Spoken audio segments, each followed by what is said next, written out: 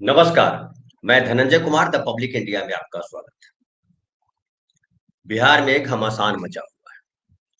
चुनाव आयोग ने अभी चुनाव की तारीखों की घोषणा नहीं की है, लेकिन तमाम दल एक दूसरे पर आरोप प्रत्यारोप लगा रहे हैं।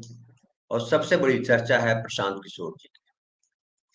प्रशांत किशोर ने नीतीश कुमार के कई मंत्रियों पर गहरे आरोप लगाए हैं। हालांकि उन्होंने कहा कि मैं आरोप नहीं लगा रहा हूं, बल्कि सच्चाई बयान कर रहा हूं। कुछ दिन पहले भी उन्होंने अशोक चौधरी के खिलाफ, सम्राट चौधरी के खिलाफ, दिलीप जायसवाल के खिलाफ, मंगल पांडे के खिलाफ, संजय जायसवाल के खिलाफ आरोप लगाए थे, जिसमें उन्होंने रिश्वतखोरी से लेकर के कॉलेज हड़पने तक, मर्डर में शामिल होने तक तमाम किस्म के आरोप लगाए थे। लेकिन नीतीश सरकार ने उस पर कोई एक्शन नहीं लिया। न बीजेपी आला कमान ने कोई एक्शन लिया। कल वापस एक धमाका किया प्रशांत किशोर जी ने, और अशोक चौधरी के बारे में कहा कि जो 100 करोड़ की मानहानि का मुकदमा दायर किया है मेरे खिलाफ, या तो उसे वापस ले, बिन शर्त माफी मांगे, और नहीं तो 7 दिन के बाद मैं 500 करोड़ का घोटाला और सामने लाऊंगा। और बाकायदा कहा कि ये जो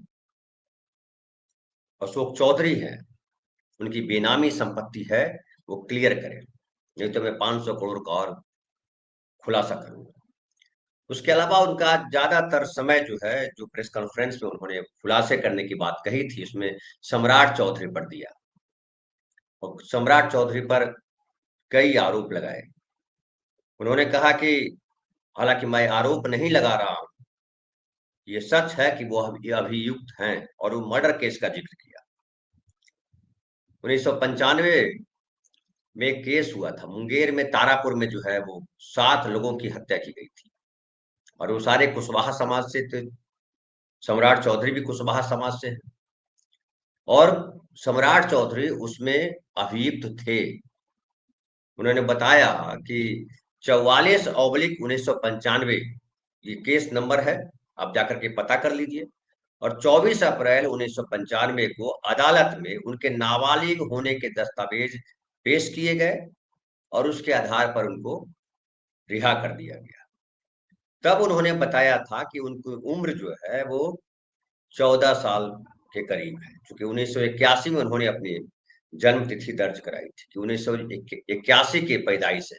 1981 में उनका जन्म हुआ था, और 1995 का केस था, तो यानी उस समय वो 14-15 साल के थे, और नाबालिग थे, इसलिए उन पर मुकदमा नहीं चला, और वो रिहा हो गए। लेकिन उसके बाद 2020 में जब उन्होंने अपना चुनावी हलफनामा भरा, तो उसमें सम्राट चौधरी ने अपनी उम्र 51 साल बताई। इसका मतलब हुआ कि 1995 में उनकी उम्र 26 साल थी, और वे नाबालिग नहीं थे। और इसको लेकर के उन्होंने, प्रशांत किशोर जी ने एक दस्तावेज भी उपलब्ध कराया, जिसमें कहा कि ये देखिए एफिडेविट है चुनाव में जो उन्होंने भरा था। तो अगर 2000 जो 20 में उन्होंने जो हलफनामा भरा था, उसमें उन्होंने कहा है कि मेरी उम्र 51 साल है, यानी 1995 में उनकी उम्र जो है 26 साल थी। तब वो नाबालिग नहीं थे, और अगर नाबालिग नहीं थे तो फिर उनको अरेस्ट किया जाना, उनको अरेस्ट किया जाना चाहिए, ये कहा प्रशांत किशोर ने। और कहा कि मैं उम्मीद करता हूं कि बिहार सरकार और बिहार की पुलिस उन पर कार्रवाई करेगी, और अगर कार्रवाई नहीं करते हैं तो प्रशांत किशोर एक प्रतिनिधिमंडल लेकर के राज्यपाल के पास जाएंगे। सम्राट चौधरी का नाम प्रशांत किशोर ने एक और मामले में घसीटा, घसीटा कहिए कि है था, ऐसा बताया। एक कांड हुआ था 1999 में बिहार में, जिसमें शिल्पी जैन और गौतम का नाम है। दो युवा प्रेमी थे। गौतम जो है वो राजद के युवा नेता थे, और शिल्पी जैन जो है वो पटना की वुमेन्स कॉलेज की छात्रा थी, एक अमीर पिता की बेटी थी। और दोनों की लाश जो है एक गैराज की गाड़ी में पाई गई थी। बड़ा हंगामा हुआ था उस वक्त। और आरोप लगा था कि इसमें लालू प्रसाद के साले साधु यादव और भी कई लोग हैं, उनमें एक सम्राट चौधरी भी थे। और ये अभी तक सीबीआई के अधीन है ये केस, अब तक इस पर कोई फैसला नहीं आया है। तो उन्होंने कहा कि उस मामले में भी सम्राट चौधरी दोषी है। तो मर्डर चार्ज लगाए, दो दो मर्डर चार्ज, और कहा कि ये चार्ज नहीं है बल्कि जो डॉक्यूमेंट है उसके आधार पर मैं सम्राट चौधरी को घेर रहा हूं, सम्राट चौधरी के बारे में बता रहा हूं। अब इसके बाद बिहार में जो है वो एक तरह से कहिए हंगामा मचा हुआ है, लेकिन सरकार यानी नीतीश कुमार चुप्पी साधे हुए। आमतौर पर नीतीश कुमार का जो नाम आता रहा वो ये कि नीतीश कुमार एक ऐसे नेता है जो आरोप भी बर्दाश्त नहीं करते हैं, और कई नेताओं को मंत्री पद छोड़ना पड़ा था नीतीश के कहने पर कि आप पे आरोप लगा है, आप हट जाइए। इवन तेजस्वी यादव को भी हटना पड़ा। लेकिन इस बार नीतीश कुमार चुप है, न अशोक चौधरी के ऊपर कुछ बोल रहे हैं, न अपने डिप्टी चीफ मिनिस्टर के ऊपर कुछ बोल रहे हैं। जनता दल यू की तरफ से एक बयान आया था जिसमें कहा था कि मंत्री अपना जो है अपना बचाव खुद करें, अपना तर्क रखें। लेकिन नीतीश कुमार ने न तो उनको बर्खास्त किया न इस्तीफा मांगी। लोग पूछ रहे हैं कि नीतीश कुमार आखिर चुप क्यों? और ये चुनाव का समय है, क्या बीजेपी का दबाव है? क्योंकि बीजेपी के चार बड़े नेताओं पर प्रशांत किशोर ने हमला बोला है। मंगल पांडे स्वास्थ्य मंत्री, कभी अध्यक्ष भी रहे बिहार भाजपा के। दिलीप जायसवाल जो अभी मौजूदा समय में अध्यक्ष है बिहार भाजपा के। संजय जायसवाल जो अभी सांसद है, और कुछ समय पहले वो जो है बिहार भाजपा के वो भी अध्यक्ष थे। और उसके अलावा सम्राट चौधरी, चार नेताओं को कटघरे में खड़ा किया है प्रशांत किशोर ने। लेकिन नीतीश कुमार मौन है, अमित शाह जी मौन है, नरेंद्र मोदी जी मौन है। और लोग कह रहे हैं कि मौन इसलिए है कि जो बीजेपी है वो जीरो टॉलरेंस की बात भले नरेंद्र मोदी करते हैं, लेकिन अपने नेताओं को जब फंसते देखते हैं तो मौन साध लेते हैं। अब सवाल उठता है कि नीतीश कुमार भी चुप है, तो क्या इसका चुनाव पर कोई असर पड़ेगा? एक और घटना हुई है कि अब प्रशांत किशोर को लेकर के भी एक पोस्टर लगाया गया है बिहार में, जो भाजपा का कार्यालय है उसके पास। और उसमें बाकायदा लिखा गया है कि चारा चोर से भी बड़ा चोर प्रशांत किशोर, जनता से चंदा के नाम पर ठगा पैसा 32 करोड़, पाटलिपुत्र कॉलोनी में खरीदी जमीन। और उसके अलावा जो है एक और पोस्टर लगाया गया है जिसमें प्रशांत किशोर के कंधे पे स्कूल का बस्ता है जो उनका चुनाव चिन्ह है। और उसमें लिखा है कि मिल गया 20,000 करोड़ रुपए, शराब से राजस्व का जुगाड़। पोस्टर में वितरक जन शराबी और प्रशांत किशोर की तस्वीर। तो ये जो है पोस्टर वार भी शुरू हो गया है, लेकिन नीतीश कुमार की तरफ से कोई चर्चा नहीं। लोग पूछ रहे हैं या तो प्रशांत किशोर सच है, या वो भाजपा और जनता दल के नेता ठीक है। लेकिन कोई भी ठीक हो, नीतीश कुमार एक्शन क्यों नहीं ले रहे हैं? क्या नीतीश कुमार पर बीजेपी का दबाव है कि अब चुनाव के समय अगर आप एक्शन लेते हैं तो फिर ये आरोप जो है वो कहीं गले का फांस न बन जाए? लेकिन एक ये भी है कि प्रशांत किशोर जब कहते हैं कि अगर 100 करोड़ की जो मानहानि का मुकदमा दायर किया है मेरे खिलाफ, वो 7 दिन के भीतर अगर वो वापस नहीं लेते हैं तो हम 500 करोड़ के घोटाले की बात को सामने रखेंगे। किस तरह से उन्होंने 20,000 करोड़ का टेंडर पास करने में पैसे कमाए हैं, वो हम सब जिन लोगों, जिन इंजीनियरों के माध्यम से पैसा लिया गया है, उनको हम सामने ला देंगे, मंच पर ला देंगे।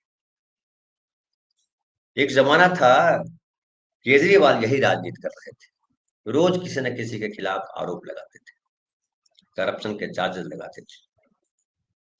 महाराष्ट्र में भी ये खेल बहुत हुआ।